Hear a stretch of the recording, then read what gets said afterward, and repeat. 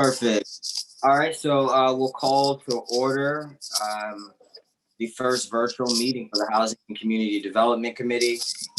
It's Wednesday, May 13th. And we'll start with the roll call. Let me go to,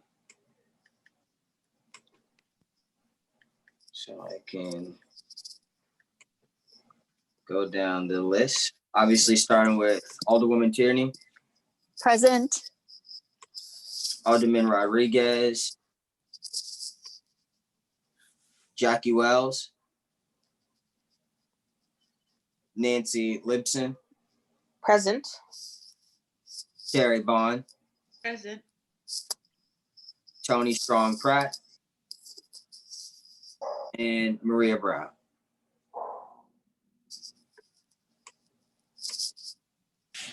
We'll also move to the approval of minutes from the March meeting. I motion that we approve the meetings of last March. Second it. All in favor? Aye. Aye.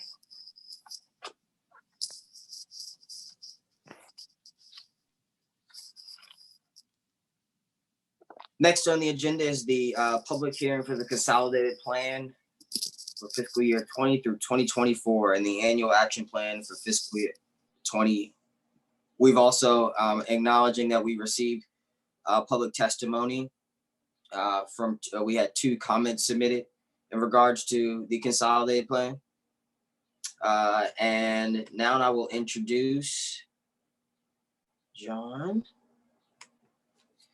Haglund. He's a consultant, Urban Design Ventures.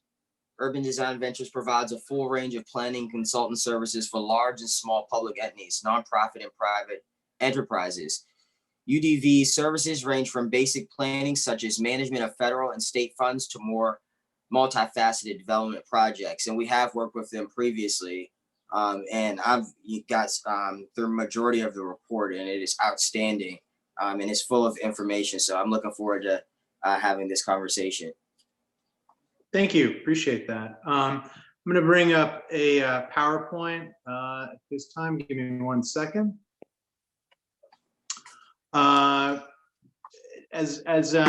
you introduced, we're discussing the 5-year consolidated plan and the annual action plan that covers the time period, which is federal fiscal year 2020 until federal fiscal year 2024. The city of Annapolis has a slightly different schedule with that. As we're speaking about this, I'll make the statement that it is specific to federal fiscal year, which for Annapolis, that begins on July the 1st each year and runs to June the 30th. So the City of Annapolis receives CDBG funds. Those are called Community Development Block Grant Funds, CDBG for short. The city's been receiving, approximately $260,000 per year. That comes from the Department of Housing and Urban Development. The use of those funds are for housing and community development activities, and they are to primarily benefit low and moderate income residents in the city of Annapolis. So just quickly, the consolidated plan is a 5-year document, which we took a look at input from stakeholders, input from residents, input from city staff, as well as county staff, where we take a look at what are the housing and community development needs. We analyze that information. We create needs and then set the priorities for those needs. And then based on that, we create goals that fit underneath the needs that we've created. The detail for the consolidated plan comes to the annual action plan. So during the 5-year period, there's an annual action plan each year. The first one being federal fiscal year 2020. The exact allocation that the city will receive is $266,292 in CDBG funds. And it's the city's responsibility and this committee's responsibility to allocate those funds to activities that address the needs that we identified in the consolidated plan. So HUD uses this to measure what is the action of the city with its CDBG funds to address those housing and community development needs that we identified. So to provide a little bit more detail, what the funds are being spent on are housing, easiest to have a description of affordable housing, housing that's affordable for individuals in the city. We're looking for housing, that's AMI of below 70,000, just roughly speaking. The funds are also supposed to be used to address homeless needs. The funds are also to be used for community development needs. For example, public infrastructure, public facilities like recreation facilities, also for public services, whether it's a job training program or maybe financial management education, things along those lines. It's also to be used for other special needs. We identified that as a priority need. That is disabled individuals with disabilities, senior housing, victims of domestic violence fits into that. The last area that the city is spending funds on is for fair housing.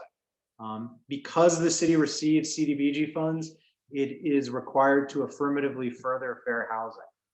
What that means is that the CDBG funds should be used to give individuals that have the same amount of income the ability, equal access to housing.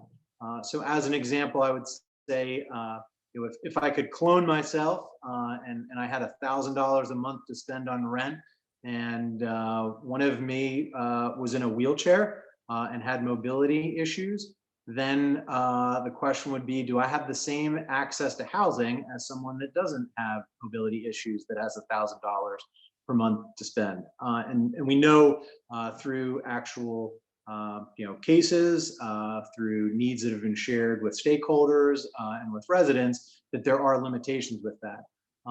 The city participated in a regional analysis of impediments to fair housing choice. That was done by the Baltimore Metropolitan Council, and that identified impediments to fair housing choice and identified goals to address that. One of the main pieces that the city will be doing is for fair housing education, making sure that individuals are aware of their rights, as well as housing providers being aware of what the responsibilities are. The actual housing priority, I'll just leave that up there. Exactly what it says: increase the amount of decent, safe, sound, and accessible housing for homeowners, renters, and home buyers that is affordable to low and moderate income persons and families. And then, as we're going on with this, you'll see we identify goals that fit underneath this. So underneath that need, which was our housing priority, we have the following goals: improve the quality of existing homeowner housing and increase home ownership opportunities. I'm sorry. And in addition to that, we have improve quality of existing affordable rental units and increase the supply of decent, safe, and affordable rental units. Next priority need area that we identified is the homeless priority. That's to provide housing and supportive services for homeless persons and persons who are at risk of becoming homeless. Goals that we have with that are continue to support for outreach to street outreach for homeless individuals. That includes also individuals that are at risk of becoming homeless, to outreach and engage those individuals. Goal is also emergency shelter and services. That's providing direct assistance to shelters as well as staff to assist the individuals accessing those shelters. Special needs priority, provide affordable housing, services, and facilities for persons with special needs and the disabled. Our goals that are underneath there are improve the quality of existing special need housing, and we're focusing on that to provide funds for the rehabilitation of existing buildings. Community development priority, improve the public and community facilities, infrastructure, public services, and quality of life for all residents in the community. We have improved the quality of community facilities. That would be recreation facilities, other facilities, public facilities that are used by the city. Maintain support for public services. Moving on, we also identified an economic development priority. This would be a lower priority, but still included in the plan. What the need identified there was to increase employment and economic employment of low and moderate income residents in the community. Specifically, we have the goal of increased employment by supporting and encouraging job creation, job retention, and job training opportunities. Administrative goals was the last need that we put up there. That was to provide program management and oversight for overseeing the CDBG program, as well as fair housing activities. Part of the plan was citizen participation. We've had a number of public meetings up until this point. We had casual roundtable meetings where we invited a lot of stakeholders to attend that are aware of the needs of the low and moderate income population. We had a survey that was created, an online survey that was used, as well as a survey that went out to agencies. So we received information back from stakeholders. Really what we asked them are, what are the housing and community development needs for the city of Annapolis? And we use that as kind of a background to focus in on what the analytical details were that we're identifying, need areas, and to provide a little bit more knowledge based on what statistics or demographics was showing us from the stakeholders that are dealing with these issues and needs firsthand. In the plan, there's a summary of the responses that we received, as well as the survey. There were no comments that we received that we didn't accept. All of the comments, I would say the majority of the comments really focused on things such as the need for affordable housing. In addition to that, need for public services. Give me 1 second, I'm just looking for a list here. Need for employment opportunities that pay a living wage, need for access to transportation. To provide a little bit more detail on the public services, need for individualized supportive services and housing programs, need for comprehensive service referral network. That was something that came up with a lot of the stakeholders to have a connection created where they could all interact together to make sure that services weren't being duplicated and needs were being addressed as efficiently as possible. Again, part of the plan goes through needs assessment. There's a number of sections through this. So the needs assessment section of our plan just looks at those needs that are identified there and provides a lot of statistical data as well as demographic data on that one. We looked at the market analysis, which was basically saying, what are the needs that are out there and what are the assets that the city of Annapolis has to address those needs. From there, we moved on to the strategies. We identified areas in the city which have been previously identified as strategic areas and will continue to be. We created goals to address the needs that were identified in the plan. The action plan you can see here, our budget for federal fiscal year 2020, but for the city of Annapolis is fiscal year 2021. Sorry for the confusion with that. Is $266,292. There's going to be program income of $38,748. So that gives us a budget for 2021 of $305,040. There's a limit of 15% that can be spent on public services. So that cap is $39,944. Administration, there's a cap as well, but the amount of money that's being spent on that will be $23,497. That will be for fair housing activities. Lastly, capital projects leaves $241,599. Just as kind of a thing to be aware of, we take the public services out. That's when we're talking about supportive services and capital projects. I'd like to think of those as bricks and mortar type projects. And do keep in mind with your CDBG funds that really, that's the majority of what this fund is for bricks and mortar projects. I have the proposed projects that are up here. These were applications that went out, what was requested, and then what was recommended.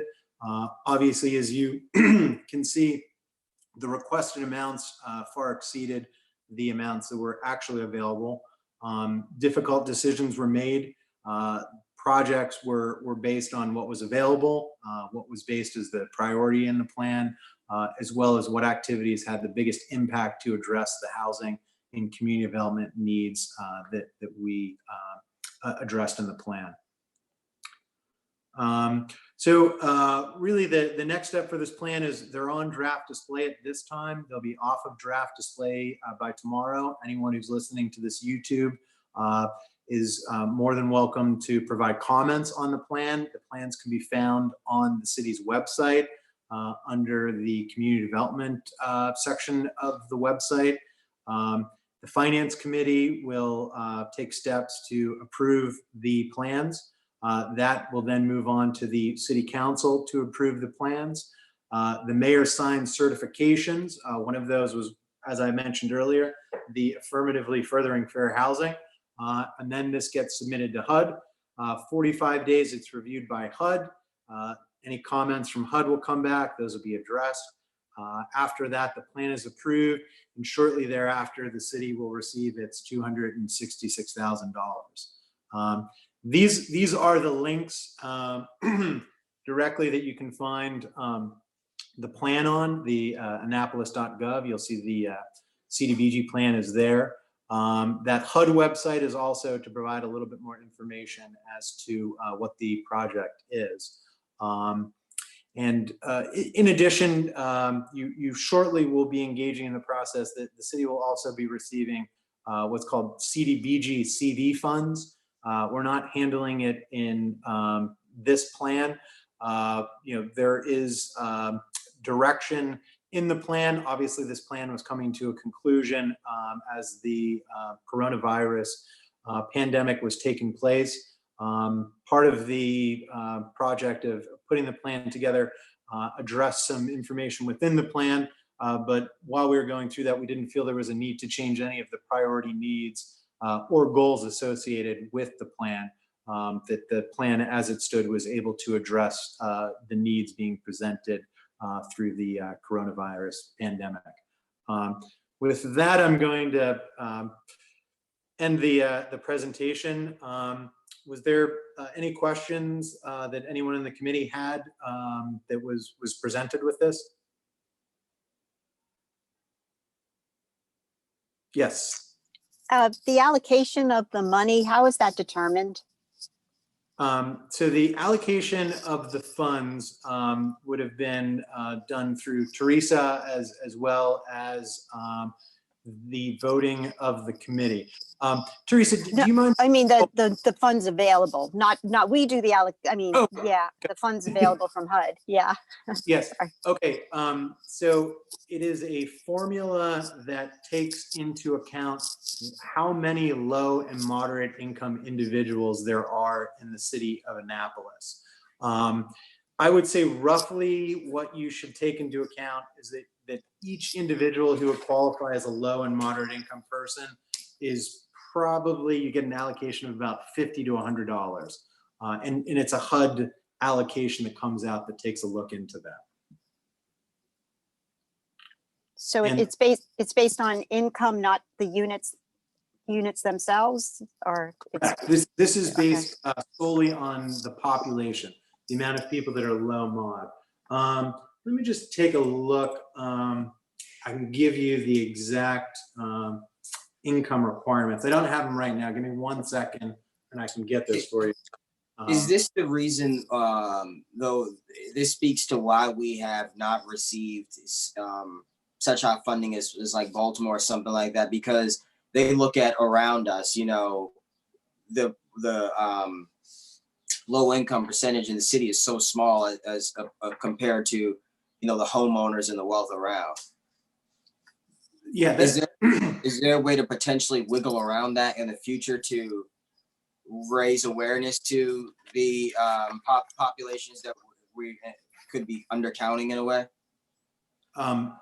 First and foremost, and I know this is a challenging time to deal with this, all of this information is based off of the census.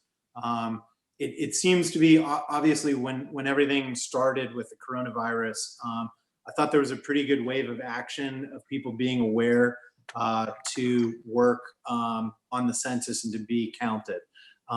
Unfortunately, things have changed quite radically. Point being, I would definitely recommend to this committee and to the city, do whatever you can to make sure that everyone is counted.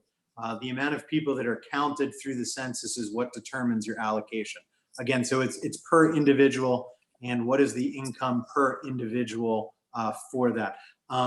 So I'm moving slow with giving you the amount, but so roughly speaking, like a family of 4 that had an income of under 70,000 would qualify as a low mod family. That number could be a little higher or lower. I'm just giving you a rough estimate without having a direct number in front of me. Is that what, I'm sorry, Ellie, did I cut you off? No, that's fine. It's just, I think the elephant in the room is that it's not much money. Yeah. So I'll let Dwan continue. Yeah. Nancy, did you have a question? No, the regular CDBG allocation is done by a formula that HUD devised based on language in the statute. The formula has been debated for years, and they sometimes they talk about changing it, the formula, and they've talked about it for years, but they've never done it. And so it's kind of a fixed item. It's not just population who are low and mod. It also includes a lot of other factors, but it's, I don't know, Teresa, have they changed it lately? I don't think so. I think it's the same formula they've been using for years. It's a whole series. In fact, I was trying to look it up. I was trying to Google it because it's like 5 or 6 factors. It's a bunch of factors, and I think it's housing conditions, right. housing conditions, unemployment. The whole bunch. host. It's In a addition number of to the population. characteristics. So this is a one time, I guess, where the wealth plays against us. Well, it's the census that's so important. Yeah. Census is crucial. I'm actually surprised at how many ads I see on TV for completing the census. It sort of surprises me that this administration is actually putting some emphasis on it. But that will be my last political comment of the evening. Any more questions in regards to the presentation? Oh, I'm sorry, John. Yeah, and I'm sorry to cut you off. So your income limits are based off of the Baltimore, Columbia, Towson MSA. So a family of 4 that is earning $78,500 or less would qualify. An individual that is earning $54,950 or less would qualify for CDBG funds. Just to pull those numbers to have an idea of who we were speaking of with those numbers. But sorry I didn't have those earlier. Any more questions? Anyone? So I do have a couple of questions about the actual report itself, if that's okay. Sure, I have it in front of me. Okay, cool. So I just made like rough little stickies. The first one is on page 49. Okay. So you noted that 15% of the households are, oh, and wait, really quickly, you're in Pittsburgh, correct? That is correct, yes. So you guys have, I've been looking at the affordable housing task force that the city of Pittsburgh did, and we kind of replicated the verbiage that we had for ours from that. Would you speak to that a little bit? Did you follow it at all by any chance? I'm sorry. I wish I was a little bit more knowledgeable with that. Obviously, I am a city of Pittsburgh resident, but I haven't completely followed it. We do have them as a client. There's another consultant in our office that does that.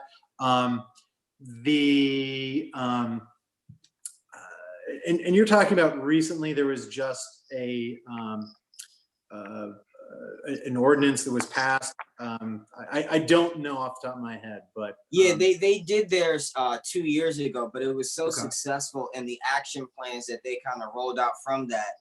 And I think that this document that you've created will really put us in the right place, by following this and looking at some of the stats that I mean, really, this blew my mind when reading this and looking at what numbers were available. But on page 49, though, it just was saying that 15% of the households are self-identified as disabled. And on the section 8, oh, I'm sorry, the waiting list for the apartments. How did you get the time preferences for this? Is this based off of? So this specifically is for the housing authority. So the housing authority keeps very detailed data on its waiting list, as well as of their residents. So this information in that section, so page 49 is fitting into the NA 35 public housing section. And because of that, that's where that information is coming from. And again, the housing authority doing a very good job of keeping track of who's on the waiting list for housing. And obviously that's a very useful data source for us to understand what are the lower income housing needs for the city. And it's saying leading into that on page 50, it details the exact number, 2,509 households public housing waiting list. And I just, the numbers that stood out to me the most from the characteristics below are that 51% are extremely low income, and 55% of the families are with children, and then 84% of them are Black. And so I guess looking at this in the plan that is laid out, I mean, what really is critical, and you outlined that again on page 51, making sure that HACA plans to improve quality assisted housing by renovating and modernizing units, as well as develop new housing units through public-private ventures. So, I mean, I think that's important to keep pushing that message, that is the way to go. And I know that sometimes just due to, past negotiations, it seems, people are afraid to go that route in the city, but I look forward to, seeing more of the properties developed over the course of time. And your housing authority is a great resource to look for partnerships with. And on page 52, which is the NA 40 homelessness needs assessment, it said down on the chart, it says chronically homeless families, and there's zeros all across. I didn't understand that. So that was just information that we had received from the point in time count. That at that time, that was what was counted at that time. Not to say that there aren't any. It's just based on the point in time count, which is done once a year. So at that time, no one was being identified. There's HUD's definition for homeless is sometimes challenging. The homeless needs are done by Anne Arundel County, and they would understand there's another system called HMIS, which is a reporting system that they use, that they understand really what the needs are of who's presenting at shelters or through outreach. So that's kind of further detail that they would have with that. But again, that information was based on a point in time count, which is just a snapshot on one day. So I would say that that's not correct to assume that there are no chronically homeless individuals. It's just at that moment in time, none were counted. So that's why the zero was there. Perfect. Thank you for that very much. And then again on page 58, which is under the non-housing community development needs.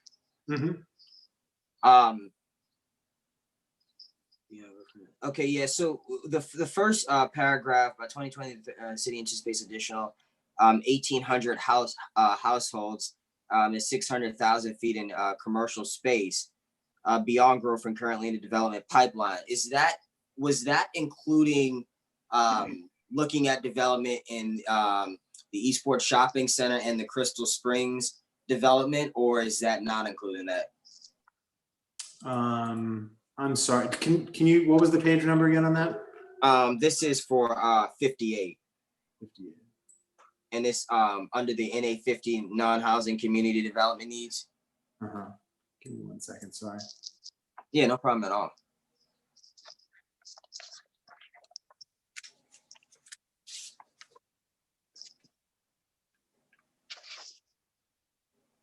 I want to say that it is only because in the next page, it seems like this is per the comp plan, and on the next page you talk about those opportunity areas, which does include, West Annapolis, south of Bay Ridge Road, along Forest Drive, and those are all in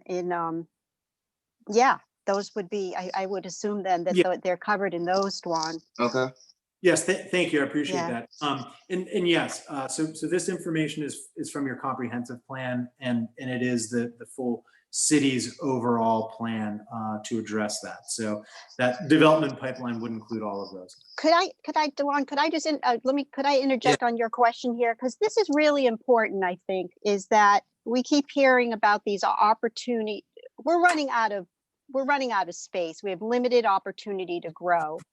Therefore, we have limited opportunity to provide affordable housing. And are you convinced that in these opportunity areas, we are including or addressing affordable housing? That's my concern is, these are the only pieces of real estate left where we can, because we have moderately priced dwelling unit percentages, but that's just not enough. Or did you get that sense that it was covered in the comprehensive plan on these opportunity areas listed on page 59, or did you get into that level of detail? Well, so I would say probably the first thing to go back to in response to that would be on page 64.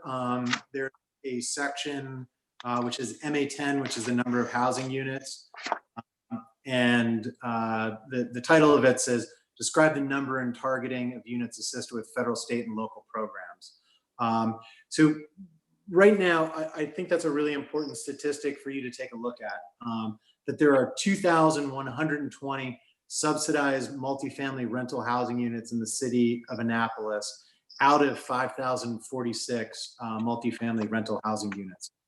So that's representing 42% of your rental housing units are subsidized in one way or another. So again, that's not to say that you don't have an affordable housing problem. It's just to point out that you have been addressing your affordable housing problem. To me, the bigger issue is you don't have incomes that are able to afford additional units. On page 66, you say the problem is not the availability of units in the city of Annapolis. It is the affordability and the quality of affordable units. I highlighted that because that was to me a perfect. Me too. Yeah, that was huge. I didn't know that. That was huge. It was. Yeah, absolutely. Yeah, I think it's important that you need to look at both of those.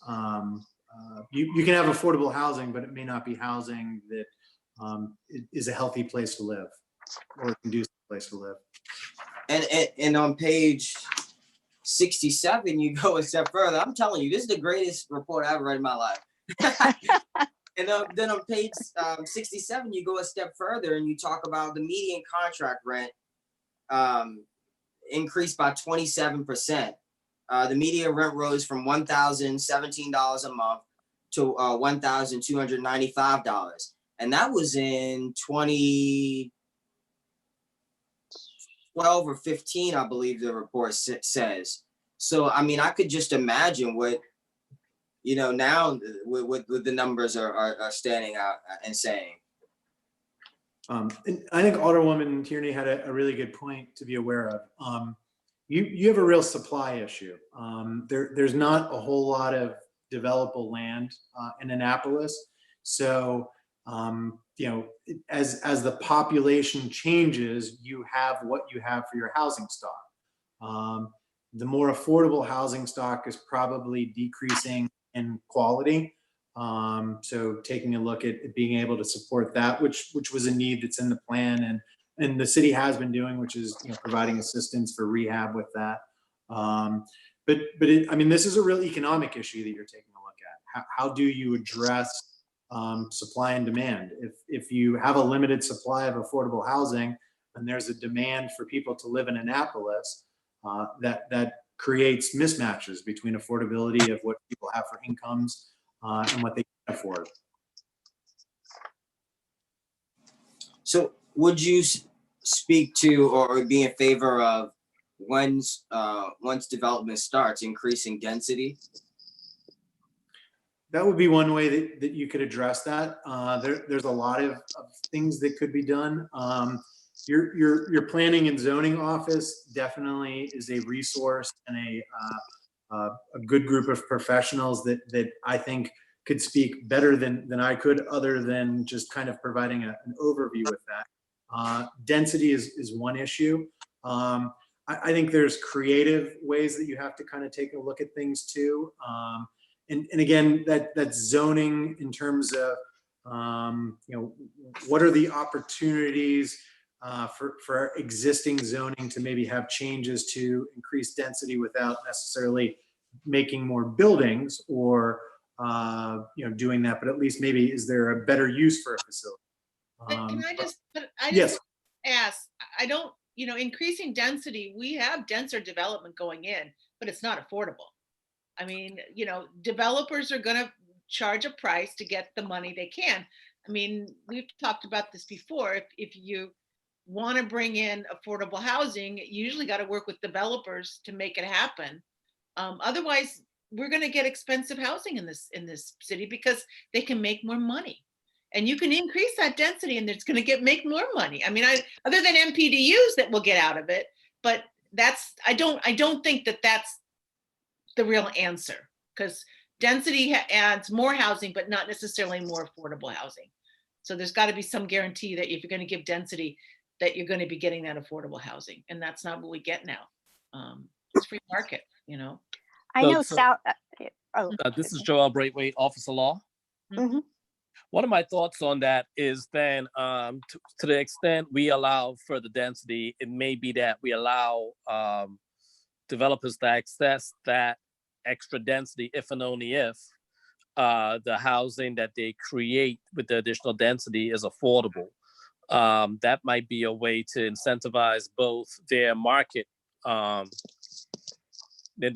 rent applications, but then also if they believe that economies of scale, meaning to operate a building is going to cost what it's going to cost. If it has 100 units or 200 units, it may increase, but the 200 units becomes easier to manage than in some cases a smaller allocation of units. So it might be within the authority, it's certainly within the authority of the council, but it might be a way to encourage development in exchange for greater density. There's the requirement that the additional density or proportion of it be more than just MPD, more than the MPDUs, but it might actually be something more. But I think that's probably a question that can come out of this committee that the Office of Law can assist in helping you guys parse through. And what can we do?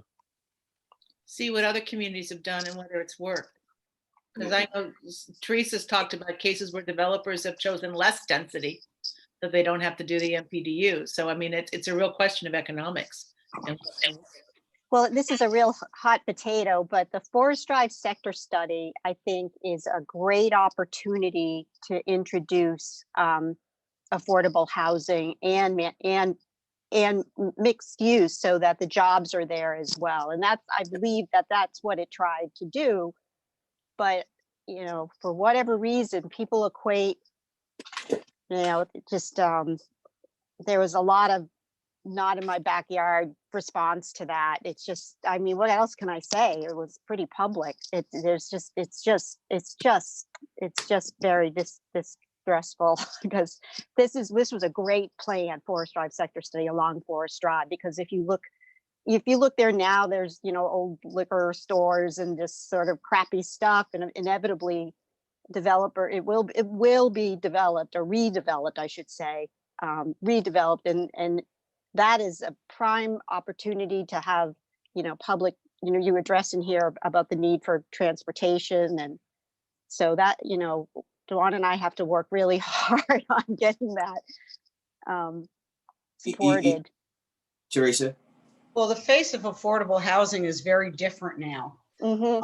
Most of the things most of the housing that's being built now is lovely. I mean, it's really looks good. It looks just like market rate, and it's up to us to sell that, to sell that. The affordable housing now is very different. Yeah, and as mentioned, with everybody just thinking outside of the box. I remember when we did when the rural farms development on Forest Drive came before the Planning Commission, and they were, as you mentioned, Ellie, in definite support of looking at commercial space below and housing above, so that, you know, the jobs are there. You're on Forest Drive with access to transportation, improving all of those systems. You spoke to it in the beginning of this report as well. Those all go hand in hand. I mean, if we can provide people with the opportunity, you know, to increase economic gain, then they'll be able to go out and get affordable housing. As you mentioned here, even with this list on page 65, with every single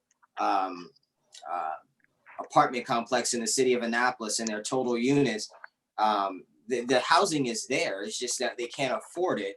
And then you talked about previously, I can't remember which page was, but we're also missing the gap for extremely low income families. So we have to provide the ability for the extremely low income families, which are currently of the 2,500 on the waiting list, to get into public housing, but then provide the stepping stone for the families that are in public housing to get out into some sort of you know, market rent housing or subsidized housing. And that's it. I feel like it will be difficult, but 5 years. I'd like to kind of continue on with that discussion, which was great. To get this figured out, you should definitely use this document to kind of have some aspirational goals. But then for the actual details, I would definitely look to engage with like the Office of Law, as well as your planning and zoning department, and look at the individual little pieces. You know, who are the professionals that know everything that's going on, and the nuances, and bringing each of those specialties together to really put in a solution that works and is going to be specific to the city, and what are the unique characteristics of the city with that. You know, and again, you know, not in my backyard is a challenge. You know, continuing with fair housing and education, and explain how that's a good thing. How, you know, diverse communities provide opportunities for everyone is something that's important to take a look at with that. So that's an education piece. And I think that's something that the city can achieve just by continuing on with fair housing education as well. Since I've been here, I mean, the city's been very accepting of affordable housing. Yeah. I mean, every project that's gotten funded is here. I mean, we haven't had, you know, people reject. It's been very welcoming. Have you had in your work with other cities, and Teresa, maybe you could speak to this, you know, outside of my knowledge or what I know with the city of Annapolis, has the 5-year consolidated plan ever been followed through and through to success? Have you seen that often? Where everything that's mentioned here and the goals and the summaries at the end of that 5 years, where you turn around and you can say, wow, we've really, you know, we check this box, and that box. The last time we were able to meet pretty much every goal. The only goal we didn't meet was creating more home ownership, and you know, like more habitat. Yeah, yeah. That was the one goal we didn't meet, but we met all the goals.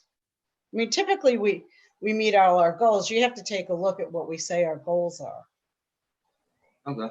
And I would say our needs are, because this is just this $250,000 that we have a year that we're talking about, and you can only do so much. But I mean, over the last 22 years, if you take a look at what the city's done, I mean, right now, I mean, half of the public housing developments are redone.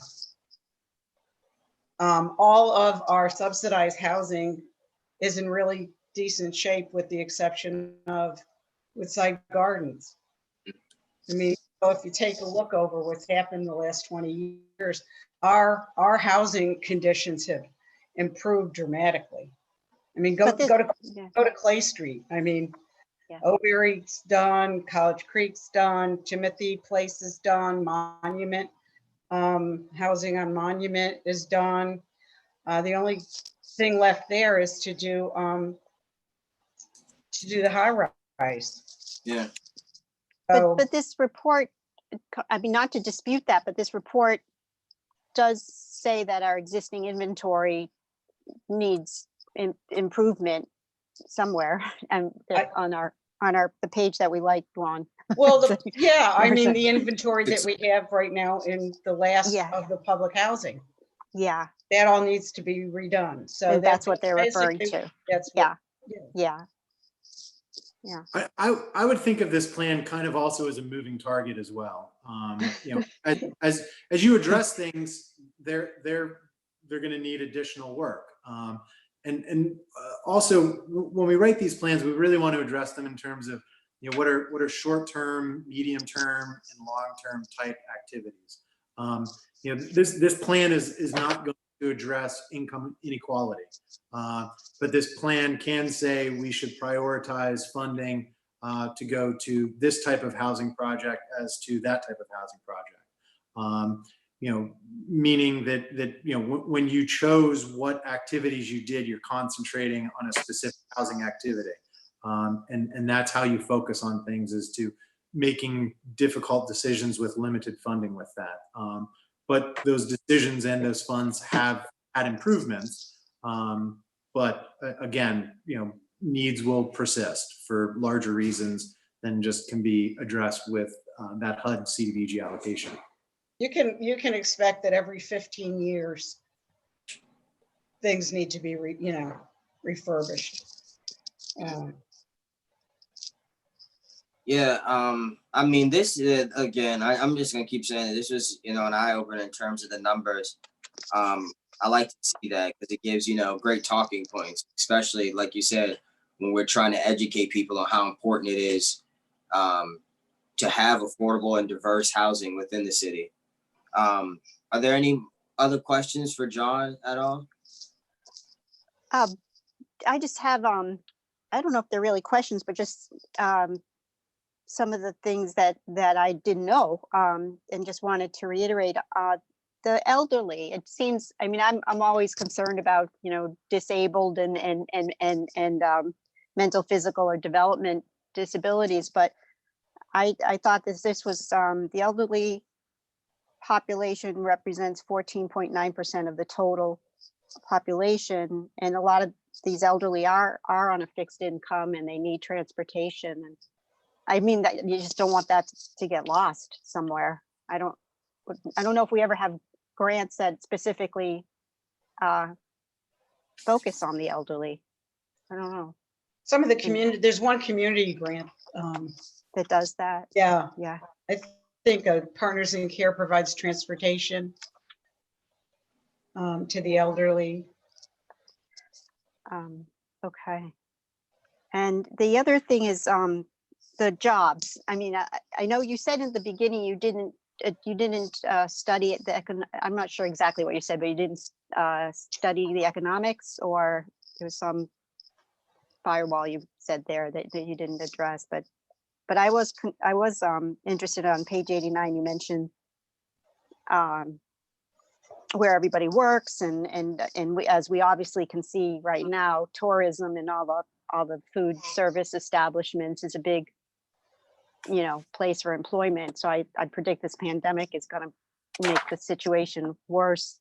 People are going to lose their jobs in these service industries. But where would we have the draw for high-tech development? I guess that would be Forest Drive, perhaps, but there is something that just went there across from Safeway. Yeah. Right. If you look in the beginning of the plan on like page 9, where we talk about our priorities, we actually state what we're going to do with the money. I mean, we actually state, for example, we say we want to improve the quality of existing affordable rental units, and we talk about that we would provide funding for like Morris Plum to be rehabilitated, and so, and we're providing money for Newtown. So the first part of the document talks about exactly what we plan to do and what kinds of things we plan to do. So Where the is 200. that? Where do you see that, Teresa? It starts in the beginning of the document where we talk about what our goals and objectives and priorities are. Page 9 has in the executive summary. Okay. That's the first place where it just gives economic development priority, ED1, support and encourage job creation, retention, and job training. So we're saying over the time period that we would expect an outcome of 75 persons to be assisted with public services associated with that. Let me just go to the projects and see what we have project-wise with that. That would be OIC. Okay. So what we would do is with that one is we would make sure OIC is the only job training program that the city has. So we would make sure that continue to fund that job training program. Can I just add something?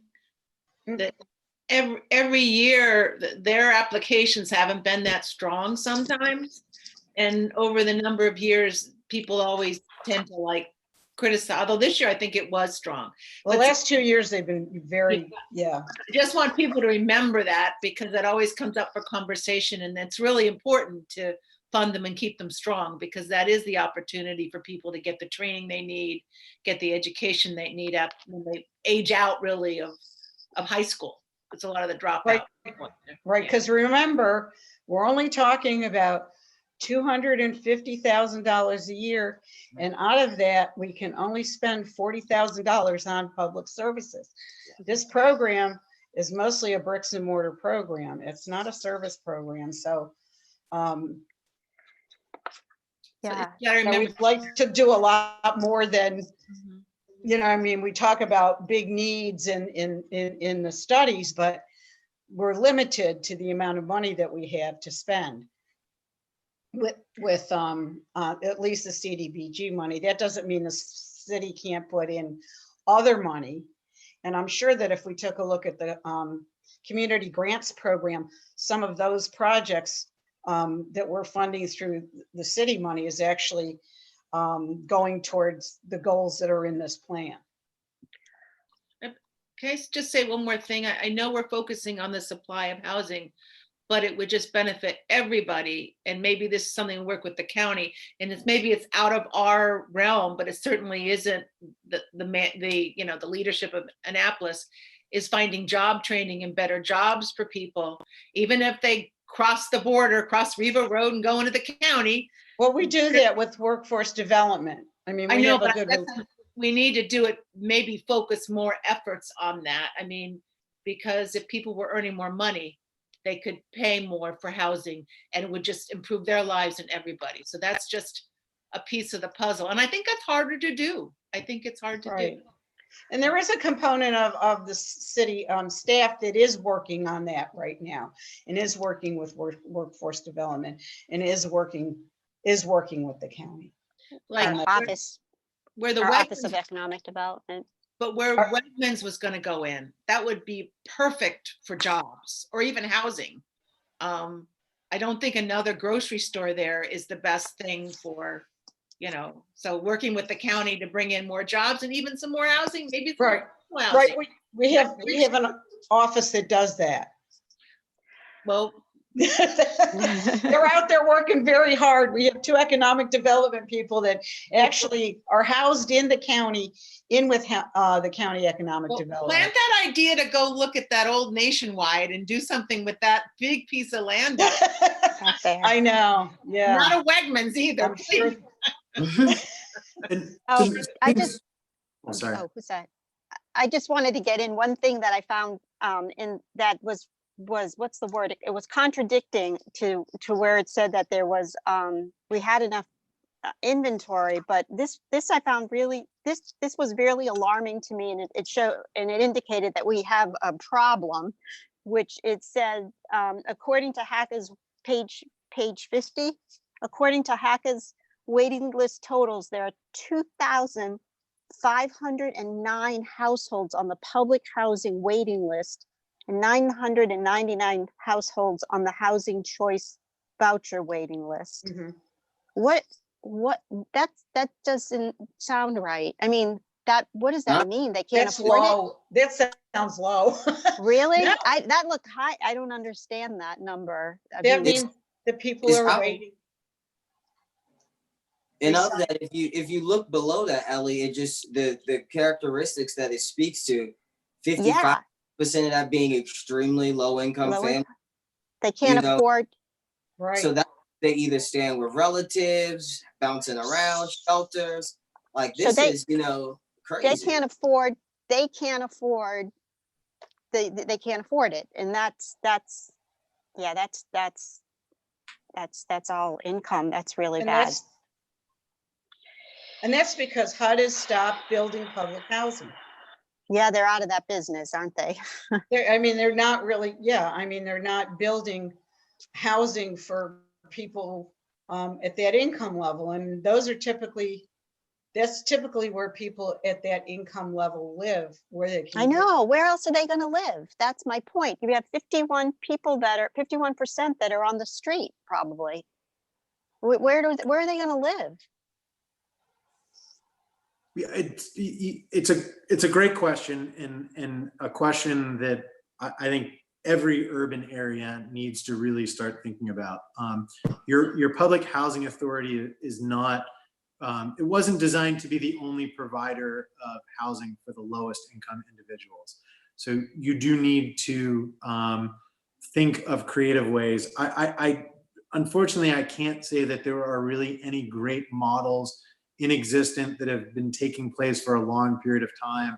They could say for those, 0 to 30%, someone who's making $10,000 a year, someone who's making $15,000 a year. That's saying that you basically have $300 to $400 per month to spend on rent. Where could you possibly rent in Annapolis for $300? And that's everything in, your utilities, it is a major challenge. And those are probably households or individuals that are living in very dangerous situations. Yeah. Well, because if you do the math, that would be about 1,000 households. And currently we're looking at accessory dwelling units and to help out with this, and if they can even afford that. Do you have any experience with affordable dwelling units? He had a quote to support that too. This guy's Oh, I already didn't see that. page 64. I have to show Ross.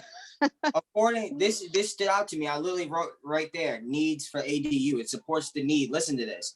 According to the 2011, 20 to 15, what was ACS, by the way? I couldn't figure that out. Census, American Census. Community Survey. American what? I'm sorry. American Community Survey. Oh, okay. American Community. I could not figure. According to the American Community Survey data, there are 17,000 house units. There are 15,779 occupied housing units. and then it breaks that down. The majority of the owner occupied housing are 3 or more bedrooms, 75% of all owner occupied housing. Approximately 1/3, 30% of all renter occupied housing have 3 or more bedrooms. So there's a legitimate lack of small housing for, just single, college, or divorcee or whatever, just looking for a place to live. As well as Alderwoman Tierney, you were saying for seniors that are living on a limited income, ADUs have been demonstrated to be able to provide income for seniors that are on a limited income by providing some rental. To have something like that be successful, you definitely need to support your social service agencies in the city. Mainly from the standpoint of being housing navigators to match people that have, situations that would work together. Let's say that there's a senior that's living by herself, a female senior that's living by herself. She may need some assistance, maintaining the property, being able to connect through an ADU, a situation with someone that's lower income that could live with that individual, or in a cohabitation type situation. That helps on many levels. Many people are getting assistance, but it's really your social service providers, those stakeholders that can help implement that. And those were conversations that we had. Those groups are very much aware of that. So that comes back to your earlier question of what are some things that you could do? Speaking to zoning, to making sure, does zoning allow ADUs? What is the density that fits into that to make that work? Ms. Livson, you had a question? Yeah, the area agency on aging would have a good idea about how to provide services for seniors in the county. And the area agency on aging. Oh, okay. And it's a county, I think it's a county agency, right? Teresa, is that Yes. right? Yes, Yeah, and also the Community Action Agency. Yeah, Community Action Agency that we work with all the time. So, Right. and they often talk about accessory housing, and they often talk about, especially in Annapolis, might get college students who are at St. John's, or even, at St. John's. I was going to say the Naval Academy, but that doesn't work. But at St. John's, there might be students who are at St. John's who would want to live with somebody who's a senior and needs help, needs support. And I'd say the area agency on aging is the best agency to be able to identify those needs and those programs. That's helpful. That's helpful. And there was a program like that in existence years ago. I don't know if I think still that's in right. existence, but I remember a program. I'm not sure what I need to get back to the Community Action Agency and see what they're doing, because they do an awful lot of housing referral. And so does social services, especially the homeless coordinator. I mean, I think Justin's almost found housing for a great number of homeless individuals downtown that that we've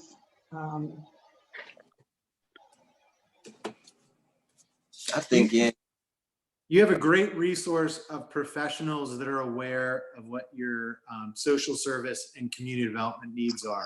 I think moving forward, it's important for you all to help coordinate and have them work together to work on things. So very much to that earlier comment I had, bringing different groups that may not work together, bringing them together over a common need is a great way to solve your problems in an efficient manner and knowledgeable manner by speaking to those that know how to implement those changes. Any more questions? I think that, wait, let me swipe just in case I'm missing anything. Okay, no more. Great. I think that may be it. John, do you want to close out with anything? Again, thank you very much for the opportunity. You have a wonderful city. You have all the assets there. It's just a matter of taking that time, working together, and you will address your needs and can be able to do that. So keep up the work together and being creative and collaborating, and these needs can definitely be addressed. Thank you. I appreciate the time to discuss the report. This isn't the end of this. We will see you in the future, correct? Oh, I'm always around, and Teresa and I speak often. So yes, I'm. This is not the last time you'll see me. So I'm always. It was an excellent plan, Thank you. and I've read several of them in my time, and it was excellent. Thank you very That's a compliment. much. Teresa, any closing words? Well, do we have to declare the public hearing closed? Oh, yeah. So, I motion that we close the public hearing, or does the chair do that? I'll take a motion to close the public hearing. I'll second that. the all only in thing,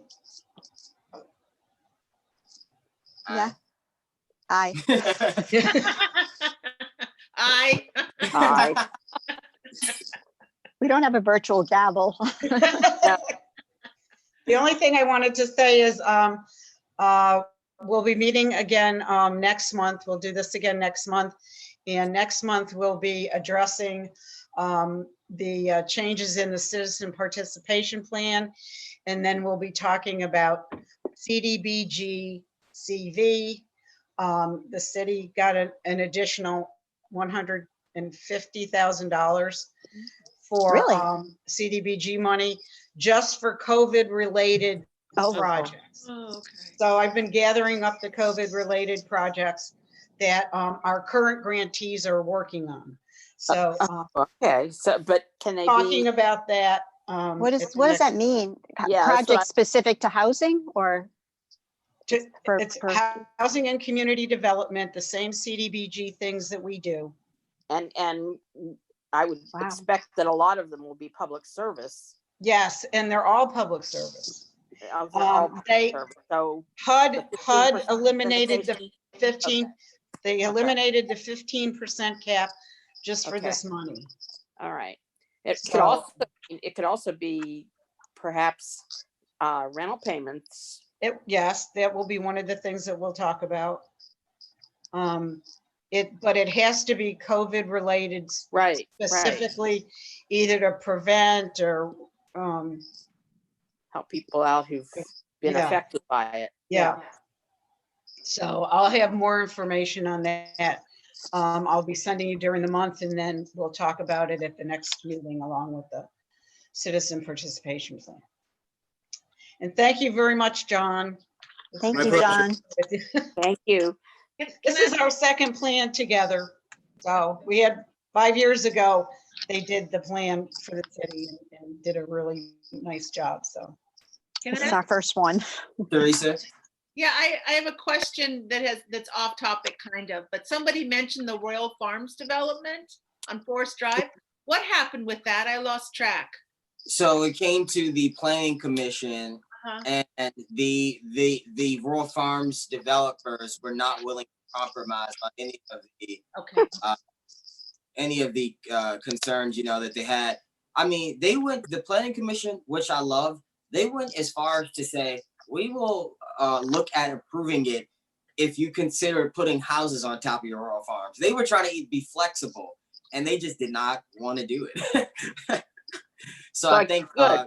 yes. Because that means I'll still have my Goodyear store that I can Oh, go I love that tire place. and so Yeah. they can repair my tires when I No, go it's a over great nail. tire.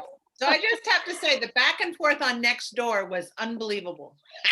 I would love to see, though, at some point, some development go there. I mean, it's Oh, sure, a great. sure. But there was actually some guy lived in there and goes, developers should be able to do whatever they want. You should just get out of the way. It's just America. Like, whoa. We too can be like Houston. It was a bit much, but anyway, I wanted to know the outcome. Thank you. No, yeah, of course. I was following that close. And if you Anybody else? notice, if you noticed me getting up and down a lot, it's because my dog was throwing his ball and toys under the sofa, Oh, barking got it. at me, Yeah. And barking at me Nancy, to get them for him. Nancy, my dogs heard that noise and kept coming and looking to see where the dog was. And I'm So- glad you didn't hear my cat meowing the whole time. I did too. Before we go though, that's what, we have land coming up on Spa Road where the old DPW site was. And that's a classic case of, that's, one would consider prime real estate because it's Spa Road, near the center. But again, it's Yep. an opportunity for affordable housing. But I guess we won't dispose of it for a couple years once DPW officially moves, but because those units that we were going to build were going to be like $1 million units, that wasn't going to help the inventory. Yeah. So I have a quick last question. I'm sorry. As soon as you brought that up, I had it. Yeah. So, and with that, if the city would like to purchase land, purchase that land, is there a way that because they are purchasing it for affordable housing, it can be like, I don't know, they'll give it to us on a deal? Well, that is our property on that. It's Oh, We the already right- own that. it's not ours though, right? I think both sides. Yeah, Both sides both sides are ours. But I do want to just add to this conversation that when we look at that in the future, that's our property. We need to be Yeah. incorporating a good percentage of that should go to affordable housing. Yeah. That's our policy. I was surprised when I read all that going, well, that's not going to be cheap housing. That's not going to No, be. I know. Got to make sure that happens and we implement our policies. Yeah, Right. I know. Gavin and I had a breakup after that one. No, And that's what the committee's we about. broke up. It's policy. Yeah. Hello all, this is Joel from Office of Law. I have a question. Do we still have agenda items to deal with on tonight's agenda? Oh, Oh no, the agenda. That was the last agenda. Okay, Hillary good. So then do we need told to us- continue to be streaming? Sorry. Yeah. Would you make a motion to adjourn? Move to adjourn. Second.